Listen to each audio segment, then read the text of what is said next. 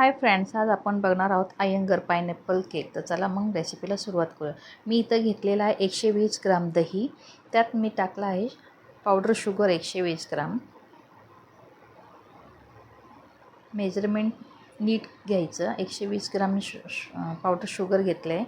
नीट mix करायचं आहे त्याच्यामध्ये.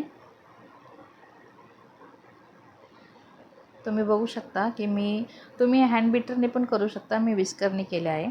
आता त्यात मी टाकलं आहे ऑइल 60 ग्राम टाकलं आहे. पायनॅपल एसेन्स, व्हॅनिला एसेन्स टाकला आहे. पायनॅपल एसेन्स 2-4 थेंब टाकायचे. व्हॅनिला एसेन्स मी ना इथे 1/4 टेबलस्पून टाकला आहे.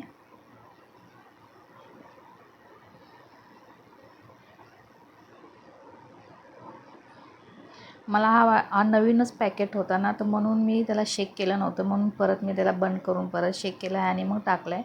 मला असं का घट्ट इथं मी घेतला आहे मैदा 180 ग्राम. त्यात मी टाकलं आहे कॉर्नफ्लॉर 10 ग्राम. मिल्क पावडर टाकायची 20 ग्राम. बेकिंग पावडर टाकायचे 1 TSP. बेकिंग सोडा टाकायचे 1/2 TSP आणि सॉल्ट टाकायचं आहे.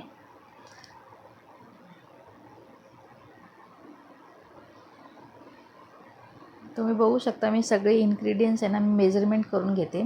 मेजरमेंट जर आपलं बरोबर असलं ना, स्पॉन्ज आहे ना आपला जो आहे तो एकदम छान सॉफ्ट आणि जाळीदार होतो. मग सगळे इन्ग्रेडियंट जेव्हा घेणार ना तुम्ही, तर मेजरमेंट महत्त्वाचं आहे. इथं सॉल्ट टाकलं आहे 1/8 स्पून टाकलं असेल मी. आणि नीट आहे ना आपल्याला चाळून घ्यायचं. आणि मी बघा ना 2 ते 3 वेळेस आहे ना नीट चाळून घ्यायचं. ह्याच्याने काय होतं, आपला जो स्पॉन्ज आहे ना खूप सॉफ्ट होतो आणि त्याला जाळी खूप सुरेख येते. तुम्ही पुढे बघालच की जाळी किती सुरेख आली आहे. मी ते 3 वेळेस आहे ना नीट चाळून घेतलेलं आहे. आता हा आपला ड्राय इन्ग्रेडियंट तयार झाला. आता आपण वेट इन्ग्रेडियंट्स टाकू याच्यामध्ये. दूध टाकायचं आहे आपल्याला, पुढं टाकूया.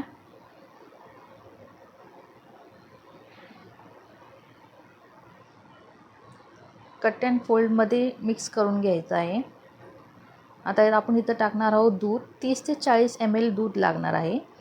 कन्सिस्टन्सी बघून तुम्ही टाकू शकता की तुम्हाला कसं हवं आहे, कसं वाटतं आहे ते. आणि जास्त पातळ पण करायचं नाही आहे बॅटर, घट्टही करायचं नाही आहे. इथं बघा मी कसं केलं आहे तसंच करायचं आहे. आता आपण ही मोल्ड घेऊया. सिलिकॉनचं मोल्ड घेतलं आहे मी. तुम्ही कोणताही मोल्ड घेऊ शकता. ऑइल स्प्रे करायचं आहे. जर बेकिंग पेपर टाकायचं असेल तर तेही तुम्ही टाकू शकता. आता मी इथं वेट करत होते की किती हा बनला, किती वेटमध्ये बनला आहे. हा झाला आहे अर्धा किलोच्या वर झालेला आहे. मी इथं काही ड्राय फ्रूट्स वगैरे काहीच टाकलेलं नाही, एकदम प्लेन ठेवले. तुम्ही टुटी फ्रुटी टाकू शकता, ड्राय फ्रूट्स टाकू शकता. तुम्हाला जे टाकायचे ते तुम्ही याच्यात टाकू शकता. मी काहीच टाकलं नाही, मी प्लेन ठेवलं आहे. आता आपण ह्याला बेक करायला ठेवूया 180 डिग्री 30 to 40 मिनिट्स. हे बघा वेट तुम्ही याचा बघू शकता 524 ग्राम झालेला आहे आणि हा सॉफ्ट झाला आहे. हा गरम आहे आताही गरम आहे हा, पण पूर्ण थंड झाल्यावरच तुम्ही कापायचं आहे. मी खूप हळूहळू कापत होते कारण की गरम आहे म्हणून. बघा गरम आहे तो. स्पॉन्जची जी जाळी असते ना खूपच सुंदर आलेली आहे, तुम्ही बघू शकता. आणि एकदम सॉफ्ट झालेला आहे. स्पॉन्ज किती सॉफ्ट झाला आहे. आता आणखीन एक स्लाइस मी कट करून दाखवते तुम्हाला. तर माझे व्हिडिओज तुम्हाला आवडत असतील तर प्लीज चॅनलला लाईक, शेअर, सबस्क्राईब करायला विसरू नका. आणखीन कोणती रेसिपी तुम्हाला बघायची आहे ते मला कमेंट करून सांगायला विसरू नका. हे बघा स्पॉन्जची जाळी किती छान आली. टेस्टला तर खूपच छान होता. जर तुम्हाला ह्याच्यात कलर टाकायचा असेल तर तुम्ही येलो कलर टाकू शकता, पण मी काही कलर वगैरे काही टाकलं नाही आहे.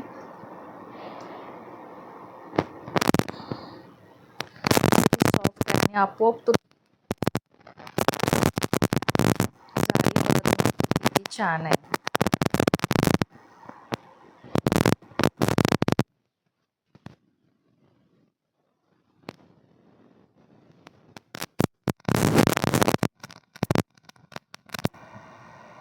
आता याला कटिंग करून घेऊया आपण स्लाइसमध्ये. हे बघा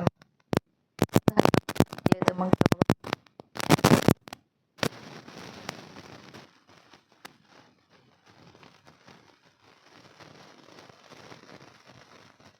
तुम्हाला माझे व्हिडिओ आवडत असेल तर मला